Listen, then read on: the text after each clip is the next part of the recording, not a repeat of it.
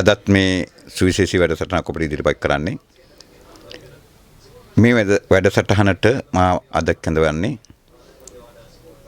ආධ්‍යාත්මවේදී අශෝක රණසිංහ මහත්මයා. ඔබද කවුරුත් දන්න. ආයුබෝවන් අශෝක මහත්මයා. ආයුබෝවන්.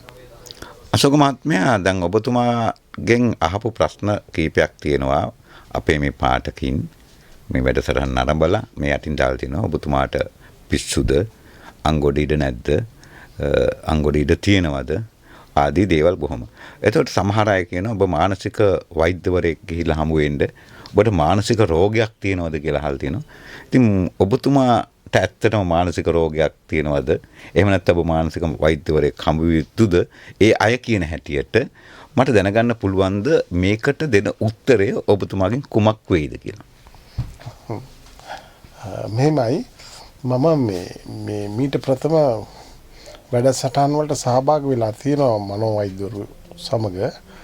ඉතින් ඒ වැඩසටහන් වලදී මම පෙන්වලා දීලා තියෙනවා පරීක්ෂණ නිරීක්ෂණ නිගමනය මත යම්කිසි මිනිහෙක් විද්‍යාව අවබෝධ කරගන්න ගියොත් එයා ස්ථිර වශයෙන්ම මුලාවටපත් වෙලා අවසානයේදී උමුතු පුද්ගලෙක් බවට පත් වෙන බව. මේක බුදුරජාණන් වහන්සේ විසින් දේශනා කරලා තියෙන අවස්ථාවක්. ඉතින් මම මේක පෙන්වලා දීලා තියෙනවා. නමුත් ඉතින් ප්‍රශ්නයක් වුණේ නැහැ කිසිම මේ මනෝවෛද්‍යවරුකින්. තවත් විද්වතුන් විද්‍යාඥයින් ආචාර්යවරු මහාචාර්යවරු අද වෙනතුරු මට දේශන මම පවත්වලා තියෙනවා 4කට වැඩිය ප්‍රධාන ආයතනවල. නමුත් කිසි කෙනෙක් මට ඒ සම්බන්ධව අභියෝග කරලා නැහැ. ඉතින් ඒ නිසා මේ මට හිතෙන්නේ මේ දැන් පරීක්ෂණ නිරීක්ෂණ නිගමනය මත එතුමන්ලා විද්‍යාව අවබෝධ කරගන්න ගිහිල්ලා මට ප්‍රශ්න කරපු මහත්මීන් මම හිතන්නේ එතුමන්ලාට ප්‍රශ්නයක් වෙනවා. මම හිතන්නේ මේ මනෝවෛද්‍යවරයෙක් මුණ ගැහෙන්න තමයි මටත් කියන්න තියෙන්නේ. ඔබතුමන්ලාට ඉස්සරහට බලා ගන්න පුළුවන් වෙයි මම අවබෝධ කරලා දෙනකොට අත්තටම මේ තත්ත්වයට පත් වෙනවද නැද්ද කියන එක. මම ඒවා පෙන්නලා දීලා තියෙනවා මේ මනෝවෛද්‍යවරුන්ට. ඔබ කිතුමා කියන්නේ මේ විද්‍යාවේදී පරීක්ෂණ නිරීක්ෂණ නිගමනය තුලින් අවසානයේ මානසික රෝගයක් හැට ගන්නවා කියන එකද ඔබ කියන්නේ? මානසික රෝගයක් කියන්නේ ඒක ඇවිල්ලා මේ මුලාවටපත් වීමක් වෙන. මුලාවටපත් වෙලා ඊට පස්සේ උමුතු පුද්ගලෙක් වගේ ගති ලක්ෂණ පෙන්වන්න කරනවා. එයා උමුතු වැඩි ඊට පස්සේ කරන්න යන්නේ මොකද එයා අසරණ වෙනවා එතෙන්දී. මොකද එයා මේ තැනට මම තාම ඇවිල්ලා නැහැ. ඒක මම පෙන්වලා දුන්නායින් පස්සේ ඔබතුමලාට ඒක වැටහෙවි මේ මොකද වෙන්නේ කියලා.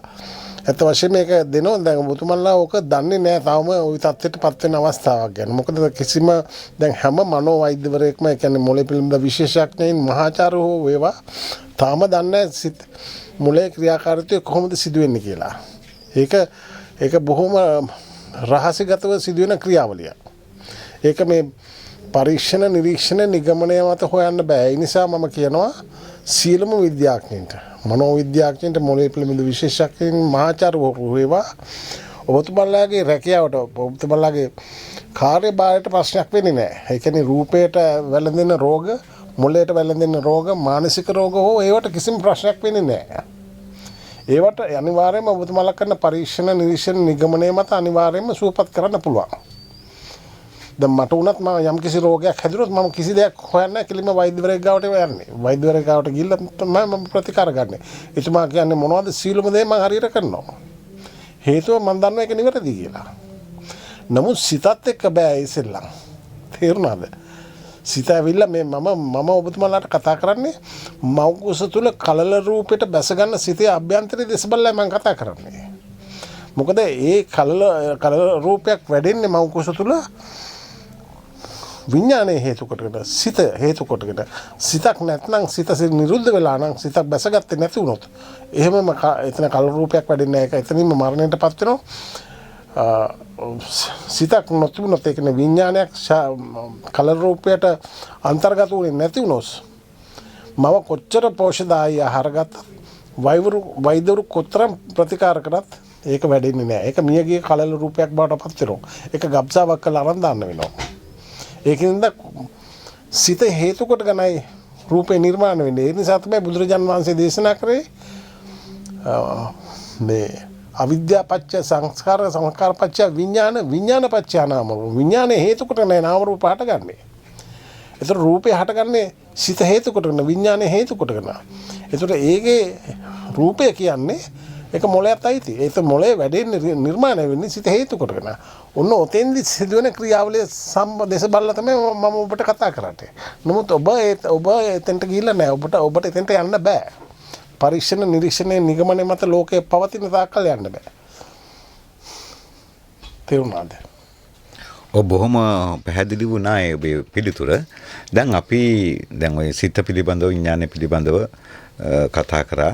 ඇත්තටම අද වැඩසටහන බොහොම හොඳයි. ඔබතුමා නියම පිළිතුරු ලබා දුන්න අහපු ප්‍රශ්න වලට. අපි ওই සිත පිළිබඳව දීර්ඝ වශයෙන් කතා කරන්නට සිත ඔබ කියවනේ කලන රූපයක් හට ගන්නකොට මේ සිත නැත්තම් ඒක මේ යනවා කියලා. අපිට අන්නේ පිළිබඳව දීර්ඝ වශයෙන් සාකච්ඡා කරන්න අපි වෙනම වැඩසටහනක් ඊළඟට සූදානම් කරගමු. අපි ඊළඟ වැඩසටහනේදී එහෙම හම්බෙමු. එහෙම නේද අපි මං ඒ ඊළඟ වැඩසටහනේදී අපි බලමු නේද සම්බන්ධව මේක අනිත් එක ඔබතුමාලාට මම මේ මගේ මේ දේශනේ පවත්වන තුරු මට ඔබට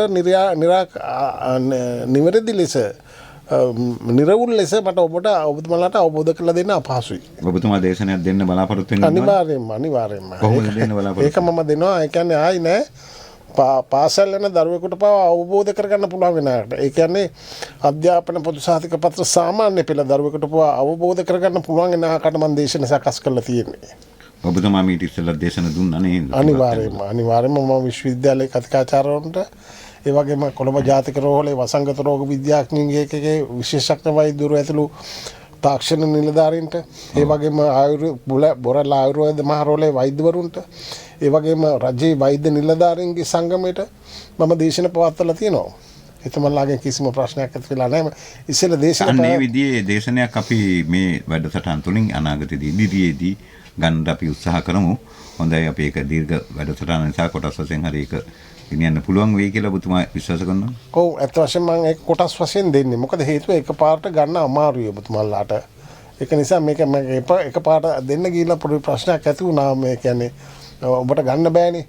ඒක ටිකක් ඔබතුමාලා එක ඒ ගැන අවධානය යොමු කරන්න. අවධානය යොමු කළා ඔබට පුළුවන් මට කමෙන්ට්ස් කරන්න ඔබට තියෙන ප්‍රශ්න. එතකොට පුළුවන් මේ මට ඒවට උත්තර දෙන්න. මම ප්‍රශ්න කියලාට ඔබතුමාට මේ රෝහල් යන්න කියලා කියන මානසික රෝහලට ගිහින් යන්න කියලා කියන්නේ ඒව නැතුව ප්‍රශ්න තියෙනව කතා කරන්න. ඔව් එහෙමයි. එහෙම නේද? ප්‍රශ්න තියෙනව අපිට සටහන් කරලා එවන්න. අපි ඒවට සූදානම් වෙන්නම්.